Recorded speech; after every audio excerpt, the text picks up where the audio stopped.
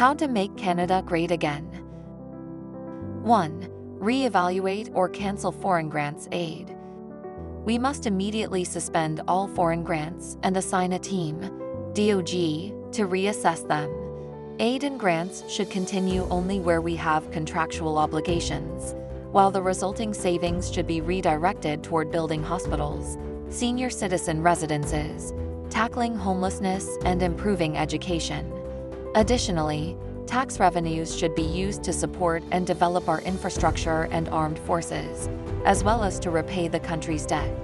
Once funding for these major investments is secured, income tax should be lowered. 2. Real estate. To address housing challenges, I propose the following measures. Link home loan eligibility to the income declared and taxes paid in the previous year.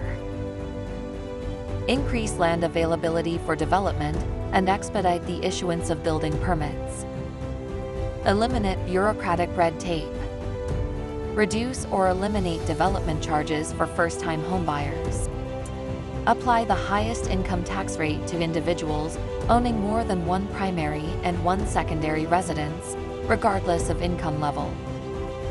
Mandate that rent payments be made exclusively via e-transfers to bank accounts, making cash rental payments illegal.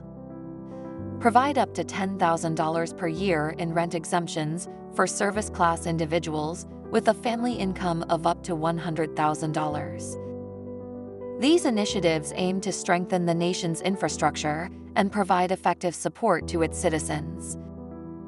3. Immigration. A. Visitor visas. Implement a 90-day validity period for visitor visa holders to plan and travel to Canada. After this period, all existing, unused visitor visas will be cancelled, requiring applicants to reapply. New visitor visa applications will undergo stricter scrutiny, including criminal record verification, and will be granted based on the intended travel duration, maximum of 6 months.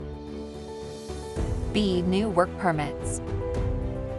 Work permits will be issued only to individuals with specialized qualifications, such as PhD holders, researchers, scientists, engineers, medical professionals, and other highly skilled workers. This ensures that Canada attracts top-tier talent. See existing work permit holders. Work permit extensions, including postgraduate work permits, will not be granted unless applicants work in high-demand fields, such as PhD research, science, engineering, medicine, or other high-paying professions. Applicants must provide proof of 3 years of tax returns to qualify for an extension. D. Citizenship.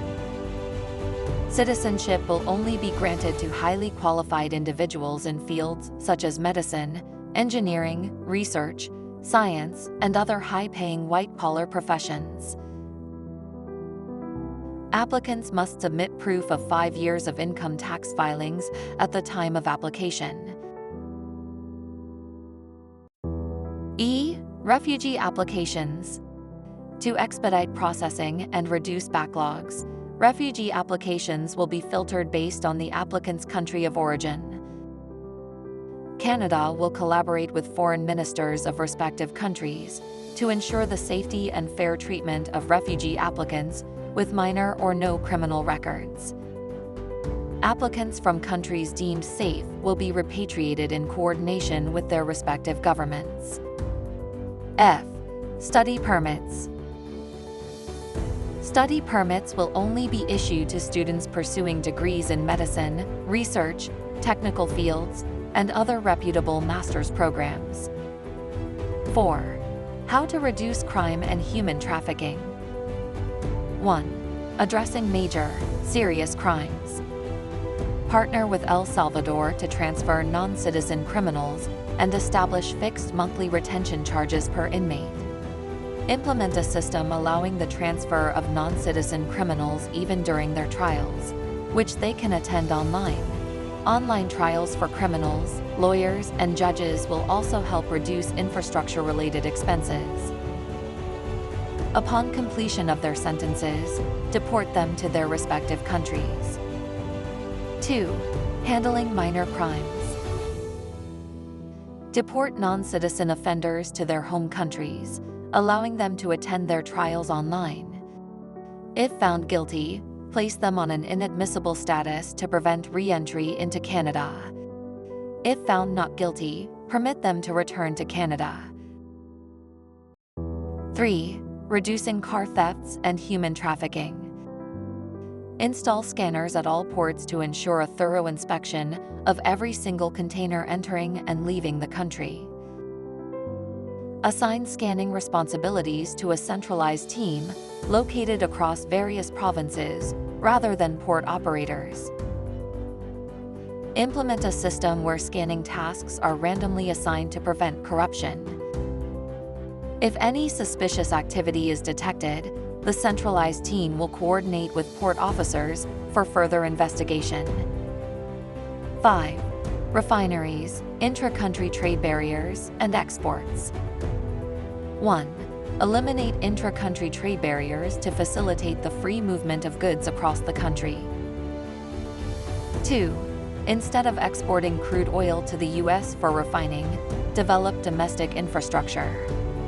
Encourage provinces assist in constructing pipelines from Alberta to the outskirts of all major provinces, enabling provinces to build province-owned refineries within their own regions at their own expenses. Set a fixed price per barrel for Alberta's crude oil for each province, allowing provincial refineries, owned by the provinces, to refine oil and determine their own pricing for oil and gas sales within their regions. This approach will generate profits for provinces that can be reinvested into provincial development. 3. Expand exports through free trade agreements. Export oil, gas, and other minerals to European and Asian markets, while offering flexible payment options, allowing countries to pay partially in US dollars and partially in their local currency. In return, negotiate free trade agreements and commit to investing a portion of our profits in purchasing their local products for export to Canada, ensuring access to high-quality goods at lower prices. 4.